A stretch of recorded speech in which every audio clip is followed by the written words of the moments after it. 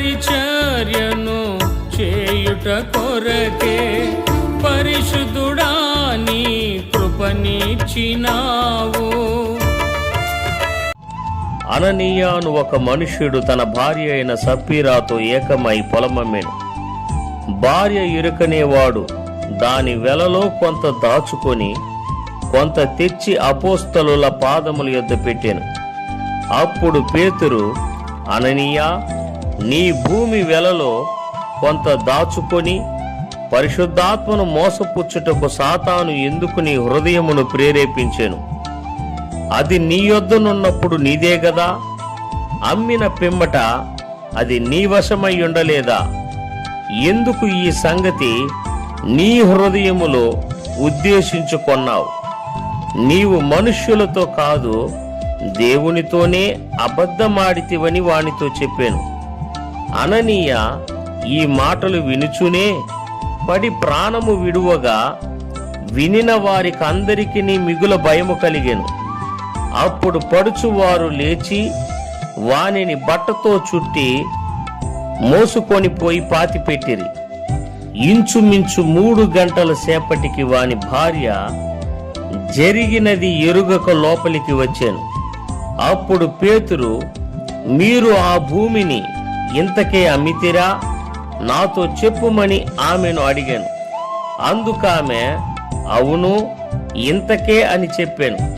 అందుకు పేతురు, ప్రభు యొక్క ఆత్మను శోధించుటకు మీరెందుకు ఏకీభవించితిరి?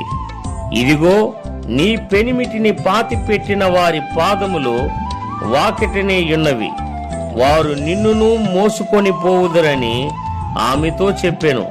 వెంటనే ఆమె అతని పాదముల యొద్ద పడి ప్రాణము విడిచెను.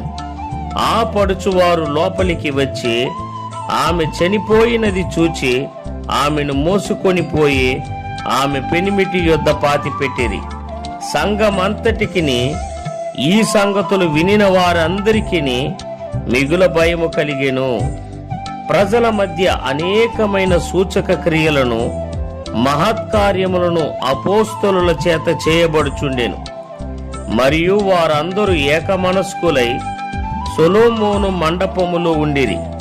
కడమ వారిలో ఎవడునూ వారితో కలుసుకొనుటకు తెగింపలేదు గాని ప్రజలు వారిని గణపరచుచుండిరి.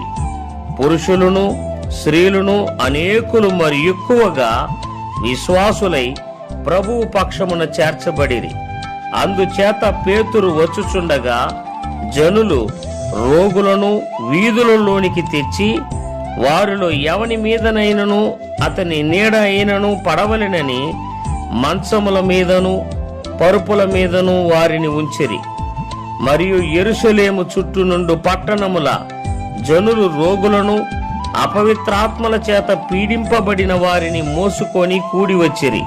వారందరూ స్వస్థత పొందిరి. నీ పరిచర్యను చేయుట కొరకే పరిశుద్ధుడా నీ కృపనిచ్చినావు.